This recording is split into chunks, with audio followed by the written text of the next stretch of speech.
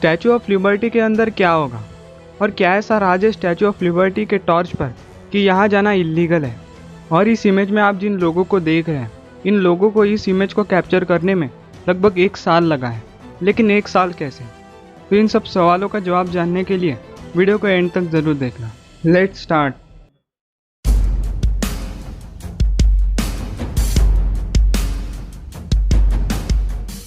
तो सबसे पहले आते हैं इस बात पर कि स्टैचू ऑफ लिबर्टी के अंदर क्या होगा। तो स्टैचू ऑफ लिबर्टी ये जो मूर्ति है ये पूरी लोहे के रॉड से बनी हुई है। तो इसकी शुरुआत होती है इसकी बेस से, और इस बेस से इसके पैरों तक जाने के लिए ही लगभग हमें 6 मंजिले इमारत जितनी सीढ़ियाँ चढ़नी पड़ती है। और फिर इस प्रतिमा के पैरों से सर तक जाने के लिए यहाँ 2 सीढ़ियाँ हैं, एक सीढ़ी नीचे से ऊपर जाने के लिए और दूसरी सीढ़ी ऊपर से नीचे आने के लिए। और इन दोनों सीढ़ियों के बीच बीच में रुकने के लिए थोड़ी सी जगह भी है।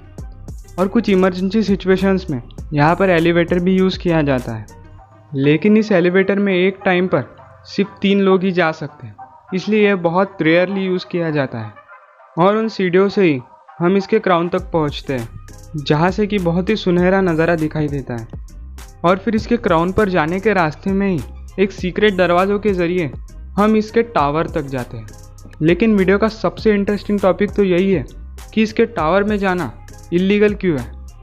तो यह बात है साल 1916 की, जब स्टैचू ऑफ लिबर्टी के पास ब्लैक टॉम एक्सप्लोजन हुआ था, जिसके वजह से कईयों की मौत हुई थी और कई बिल्डिंग्स और स्टैचू ऑफ लिबर्टी के टॉर्च को नुकसान पहुंचा था, जिसकी वजह से स्टैचू ऑफ लिबर्टी के टॉर्च पर जाना इलीगल घोषित कर दिया था।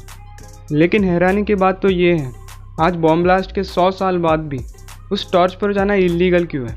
हालांकि हमारे पास कुछ ऐसी एडवांस टेक्नोलॉजीज़ है जिसकी वजह से हम उस टॉर्च को रिपेयर कर सकते हैं, लेकिन फिर भी उस टॉर्च पर जाना इलीगल क्यों है, यह अमेरिकन सरकार ने कभी स्पष्ट ही नहीं किया।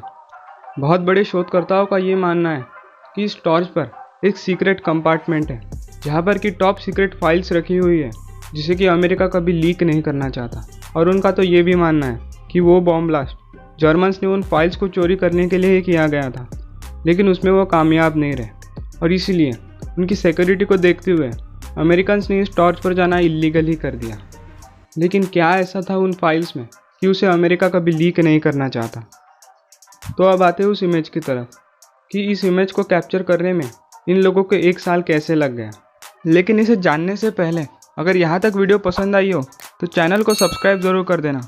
तो अब चलते हैं उस इंटरेस्टिंग फैक्ट की तरफ। तो जब इन लोगों ने स्टैचू ऑफ लिबर्टी पर आने के लिए बुकिंग की तो उस समय कोविड प्रोटोकॉल्स की वजह से इनका नंबर 1 साल बाद लगा, और इसीलिए जब उन्होंने स्टैचू ऑफ लिबर्टी पर फ़ोटो खींची तो उनके फ़ोटो खींचने और उनके बुकिंग करने के पीरियड के बीच में 1 साल का टाइम गैप था।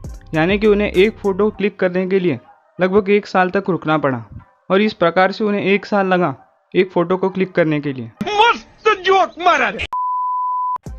हाँ, ये इमेज वाला पार्ट क्लिकबेट था, क्योंकि अगर कोई यूट्यूबर क्लिकबेट करता है तो उसे व्यूज़ आते हैं, और अगर किसी यूट्यूबर को व्यूज़ आते हैं पैसा ही पैसा होगा। तो आज के वीडियो के लिए बस इतना ही। अगर आपको ऐसे ही इंटरेस्टिंग टॉपिक्स और देखने हैं तो चैनल को सब्सक्राइब ज़रूर कर लीजिएगा। अरे बस कर भाई। और अगर यहाँ तक वीडियो देखी ही है तो पसंद तो ज़रूर आई होगी, तो वीडियो को लाइक भी ज़रूर कर देना। तो मिलते हैं आपको नेक्स्ट वीडियो में।